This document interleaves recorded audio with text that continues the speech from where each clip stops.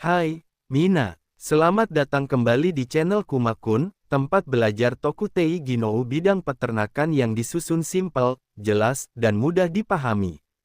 Kalau kamu sedang mempersiapkan ujian keterampilan khusus untuk sektor peternakan di Jepang, atau ingin tahu apa saja yang perlu dikuasai sebelum berangkat kerja di sana, kamu datang ke tempat yang tepat. Jangan lupa subscribe dan nyalakan lonceng notifikasinya, biar nggak ketinggalan update materi penting lainnya. Di video kali ini, kita lanjut ke bagian keempat dari seri pembahasan Tokutei Ginou peternakan.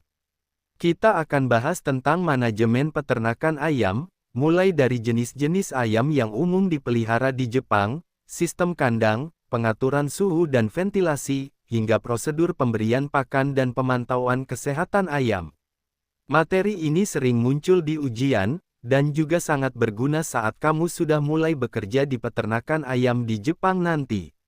Siapkan catatan, dengarkan baik-baik, dan jangan ragu untuk tonton ulang bagian yang penting. Setiap detail kecil bisa jadi penentu kelulusanmu.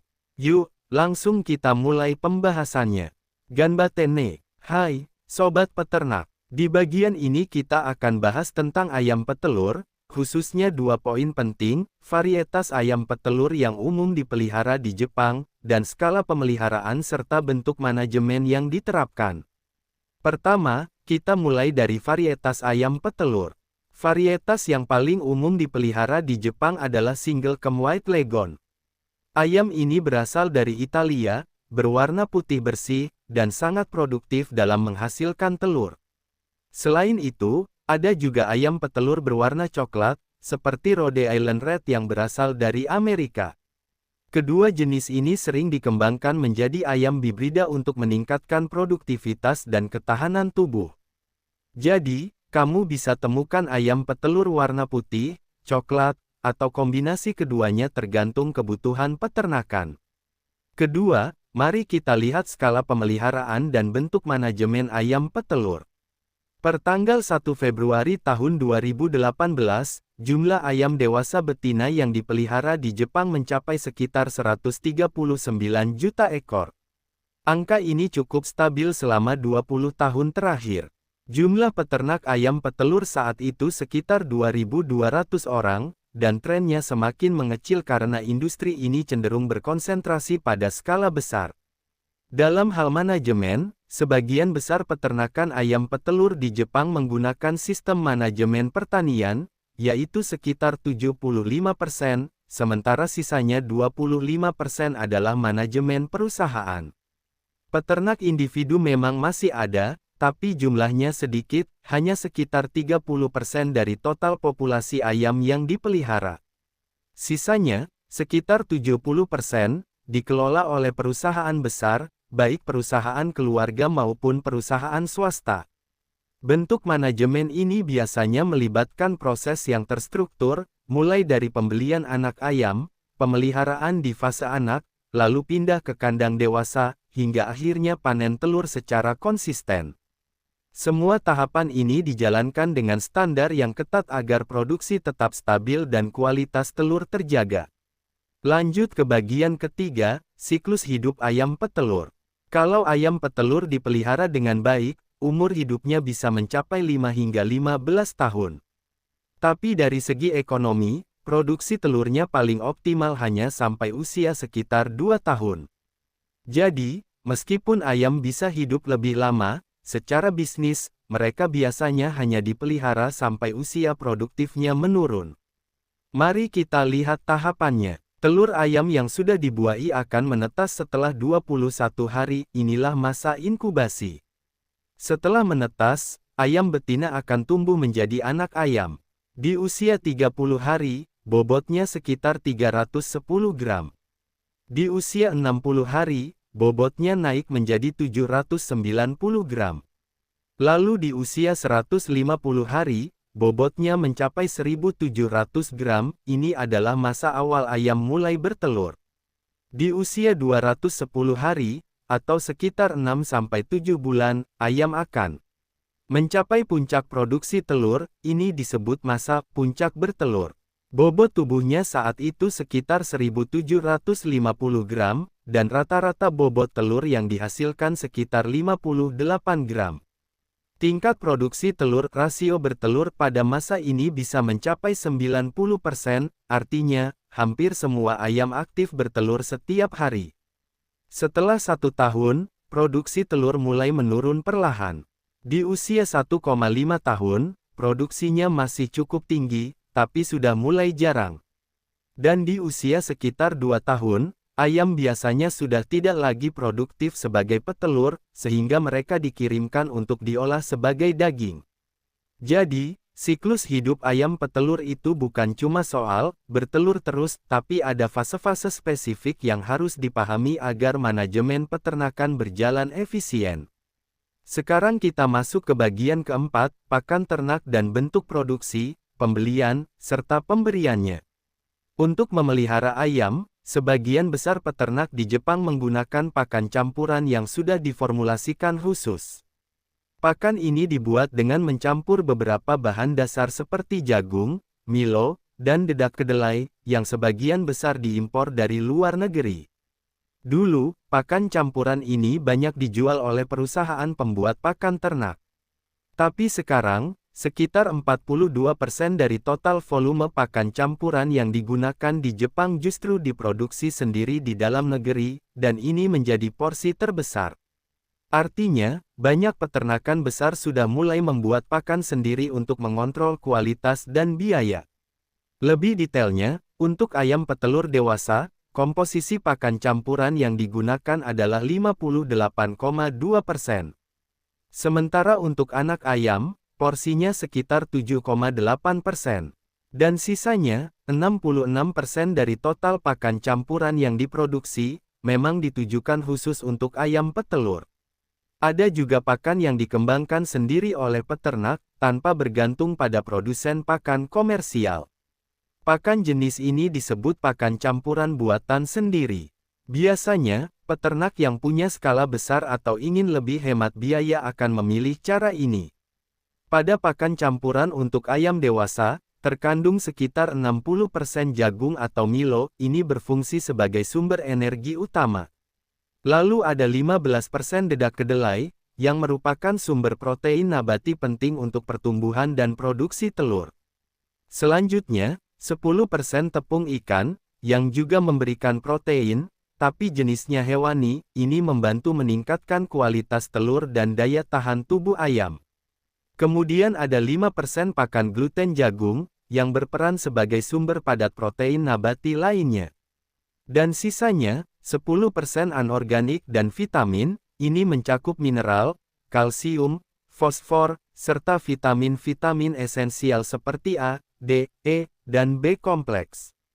Perlu diingat, proporsi campuran ini bisa berubah tergantung pada varietas ayam, usia ayam, kondisi lingkungan, dan tujuan pemeliharaan. Jadi, tidak ada resep tetap, semua harus disesuaikan agar ayam tetap sehat dan produktif. Sekarang kita masuk ke bagian kelima, poin pengelolaan pemberian pakan. Yang pertama adalah pengelolaan higienitas, ini sangat penting karena berkaitan langsung dengan kesehatan ayam dan pencegahan penyakit. Prinsip utamanya adalah higienitas preventif, artinya, kita harus mencegah masuknya patogen sejak awal. Caranya, mulai dari menjaga kebersihan area pemeliharaan, memastikan lingkungan kandang selalu bersih, dan mengikuti standar pengelolaan higienitas pemberian pakan sesuai peraturan pemerintah. Karena jika area pemberian pakan kotor, maka akan menjadi tempat berkembang biak bagi bakteri dan virus, yang bisa menyebar ke ayam dan menyebabkan wabah. Untuk memelihara ayam dalam jumlah banyak, pengelolaan higienitas harus dilakukan secara ketat. Ini mencakup, pertama, pengelolaan higienitas kandang ayam dan sarana lainnya, seperti pengecekan dan pembersihan kotoran, pencucian alat makan dan minum, serta disinfeksi rutin. Semua ini harus dilakukan secara teratur agar tidak jadi sarang penyakit. Kedua, pengelolaan kesehatan ayam, kita harus selalu waspada terhadap perubahan perilaku atau gejala sakit pada ayam. Karena penyakit bisa menyebar cepat lewat organ pemapasan atau kontak langsung.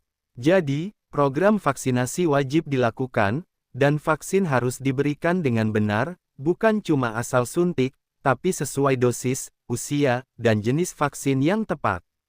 Lalu, ada satu topik yang sangat penting dan sering diujikan, flu burung. Flu burung adalah penyakit yang sangat berbahaya, tidak hanya bagi ayam, tapi juga bisa menular ke manusia. Jadi, informasi terbaru tentang karantina ternak dan status flu burung harus selalu diupdate. Peternak wajib memantau informasi resmi dari Dinas Peternakan dan Kesehatan Hewan, baik melalui website, aplikasi, atau pengumuman langsung. Jika ada laporan kasus flu burung di daerah sekitar, peternak harus segera melakukan tindakan pencegahan. Cara pencegahannya antara lain, memasang jaring di area kandang untuk mencegah masuknya burung liar, mengamati kondisi kesehatan ayam setiap hari, dan segera melaporkan jika ada gejala seperti lesu, nafsu makan turun, atau kematian mendadak. Dan yang paling penting, jika kamu menemukan bangkai burung liar atau burung lain yang mati di dekat kandang ayammu, jangan abaikan. Segera beritahu pengelola peternakan atau dinas setempat. Karena itu bisa jadi tanda awal wabah. Sekarang kita beralih ke bagian kedua, ayam pedaging. Di Jepang, lebih dari 85% ayam pedaging yang dipelihara adalah ayam muda pedaging, atau yang lebih dikenal sebagai broiler. Ayam ini dikembangkan secara khusus agar tumbuh cepat, bisa dikirim ke pasar dalam waktu singkat, dan menghasilkan daging yang lembut dan banyak. Varietas broiler yang paling umum adalah hasil perkawinan silang antara White Plymouth Rock betina dan White Cornish jantan. Ini adalah ayam bibrida generasi pertama, artinya, keturunan langsung dari dua induk berbeda varietas, yang dirancang khusus untuk pertumbuhan cepat dan kualitas daging yang baik. Selain itu, ada juga jenis ayam pedaging lain yang disebut ayam jidori. Ini adalah ayam pedaging tradisional, biasanya berasal dari daerah pedesaan. Ayam jidori jumlahnya sangat sedikit, hanya sekitar 1% dari total ayam pedaging di Jepang. Tapi karena dagingnya lebih beraroma dan teksturnya unik, ayam jidori sering dijual dengan harga lebih tinggi. Ayam ini dibuat dengan membiakkan ayam lokal seperti Shamo, Nagoya, Rhode Island Red, dan varietas lainnya, jadi lebih dekat dengan ayam asli Jepang. Lanjut ke bagian kedua, skala pemeliharaan dan bentuk manajemen ayam muda pedaging, broiler. Per tanggal 1 Februari tahun 2018, jumlah peternak ayam pedaging di Jepang mencapai 2.260 orang. Total ayam yang dipelihara saat itu sekitar 138,77 juta ekor. Rata-rata setiap peternak memelihara sekitar 61.400 ekor ayam. Angka ini terus meningkat setiap tahun, menunjukkan bahwa industri ayam pedaging semakin berkembang dan bergerak menuju skala besar. Kebanyakan broiler dipelihara dengan metode yang terintegrasi, artinya, prosesnya dimulai dari pembibitan, pemeliharaan, pengolahan, hingga pendistribusian, semua dikelola oleh satu entitas. Bisa berupa perusahaan trading, koperasi pertanian, atau perusahaan swasta. Metode ini membuat produksi lebih efisien dan terkontrol. Dengan pesatnya pertumbuhan toko-toko pengecer massal seperti supermarket, distributor pun mulai memproduksi broiler sendiri, sehingga sistemnya menjadi semakin terintegrasi dari ujung ke ujung. Ini membuat pasokan daging ayam stabil, harga terkendali, dan kualitas bisa dijamin. Terakhir, kita bahas siklus hidup ayam muda pedaging, broiler. Siklus hidup ayam broiler untuk daging ditunjukkan pada gambar yang ada di halaman ini. Prosesnya sangat cepat, mulai dari anak ayam baru menetas, sampai siap dipotong, hanya butuh waktu sekitar 6-7 minggu saja. Anak ayam broiler biasanya sudah mulai makan pakan khusus sejak hari pertama. Mereka tumbuh sangat cepat, dalam waktu 2 minggu, bobotnya bisa naik dari sekitar 40 gram menjadi lebih dari 500 gram. Di usia 4 minggu, bobotnya sudah mencapai sekitar 2 kilogram. Dan di usia 6-7 minggu, ayam sudah siap dipotong dengan bobot ideal sekitar 2,5 hingga 3 kilogram. Karena pertumbuhannya cepat, Ayam broiler tidak dipelihara lama, mereka tidak pernah mencapai usia dewasa. Setelah dipotong, dagingnya langsung dikirim ke pabrik pengolahan, lalu didistribusikan ke pasar, supermarket, atau restoran. Setelah menetas, anak ayam broiler akan menjalani proses pemeliharaan yang dibagi menjadi beberapa fase. Fase pertama adalah fase awal pemeliharaan, yaitu dari hari pertama sampai hari ke-30.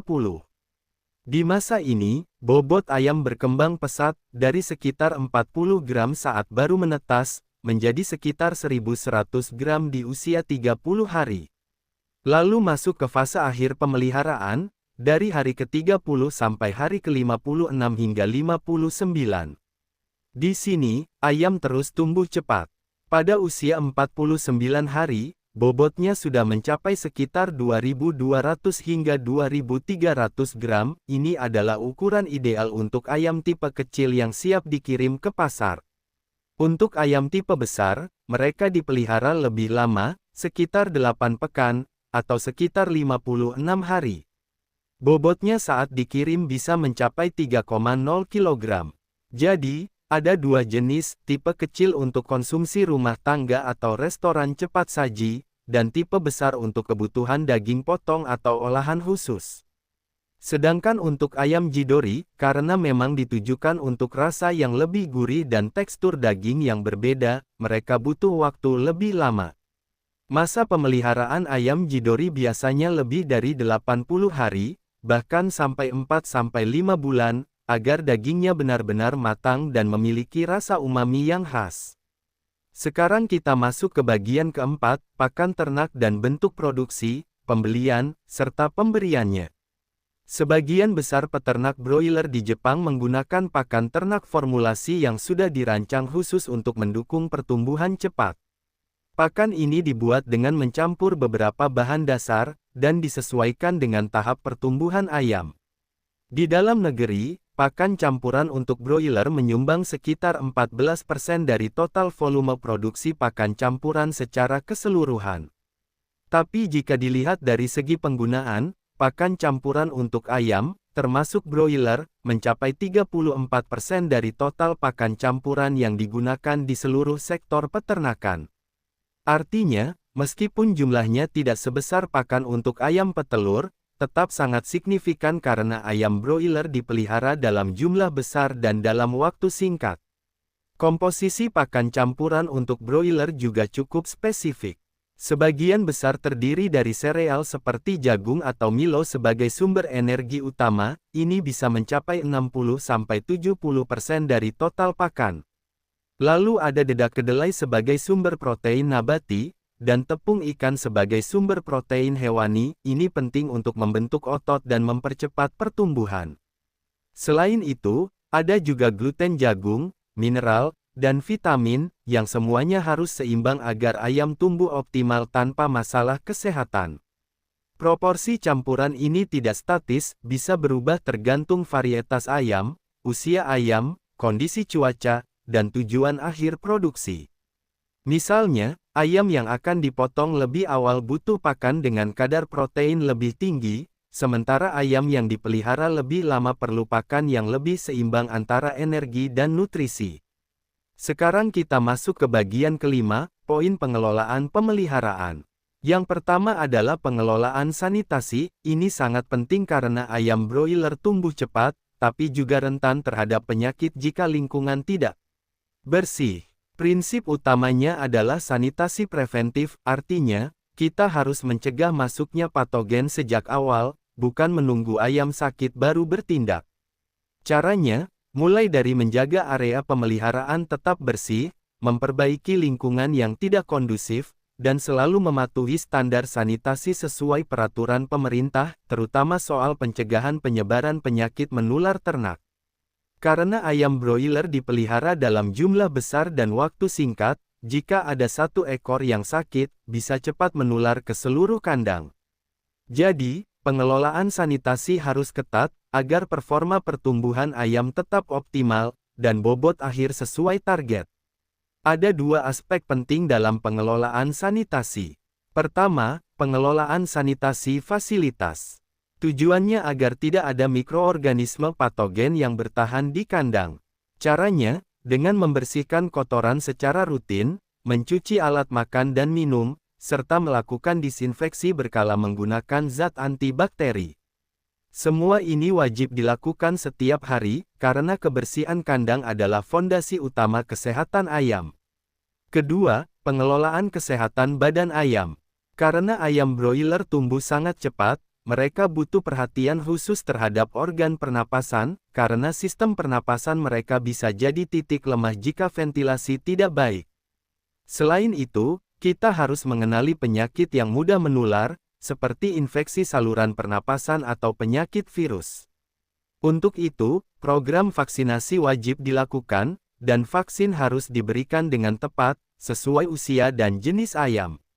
Jadi, sanitasi bukan cuma soal bersih-bersih, tapi tentang pencegahan, kontrol, dan manajemen risiko, agar ayam tetap sehat, tumbuh optimal, dan tidak ada kerugian akibat wabah. Lalu, ada satu poin penting lagi, tindakan terhadap flu burung. Di sini, materinya sama persis dengan yang sudah kita bahas di halaman 21, saat membahas ayam petelur. Karena flu burung adalah ancaman serius bagi semua jenis ayam, baik petelur maupun pedaging. Jadi, jika kamu bekerja di peternakan ayam pedaging, kamu harus selalu waspada terhadap informasi terbaru dari Dinas Peternakan dan Kesehatan Hewan. Jika ada laporan kasus flu burung di daerah sekitar, segera lakukan tindakan pencegahan, seperti memasang jaring di kandang, mengawasi kesehatan ayam setiap hari, dan melaporkan gejala yang mencurigakan. Dan ingat, jika kamu menemukan bangkai burung liar di dekat kandang, jangan abaikan. Segera beritahu atasan atau dinas setempat. Karena itu bisa jadi indikator awal wabah yang bisa merugikan seluruh peternakan. Nah, sampai di sini dulu pembahasan kita untuk bagian ayam petelur dan ayam pedaging. Semoga materi yang sudah kita bahas, mulai dari varietas, skala pemeliharaan, siklus hidup, pakan, hingga pengelolaan sanitasi dan pencegahan flu burung, bisa membantumu lebih memahami standar kerja di peternakan Jepang. Ingat, ujian Tokutei Ginou bukan cuma menguji hafalan, tapi juga pemahaman terhadap prinsip-prinsip dasar peternakan yang aman, bersih, dan efisien. Jadi, jangan cuma baca, coba pahami alurnya, latih kosakata teknisnya, dan bayangkan bagaimana kamu akan menerapkannya langsung di lapangan. Kalau kamu merasa video ini bermanfaat, jangan lupa tekan tombol like, subscribe, dan nyalakan lonceng notifikasi agar nggak ketinggalan part berikutnya. Karena kita masih punya banyak materi penting yang harus dibahas, dari sistem kandang, manajemen limbah, hingga teknologi otomatisasi di peternakan modern Jepang. Terima kasih sudah menonton sampai akhir. Terus semangat belajarnya, jaga kesehatan, dan jangan pernah menyerah. Mimpi kerja di Jepang itu bukan hal mustahil, asal kamu konsisten dan siap belajar. Sampai jumpa di video berikutnya. Ganbaten ne.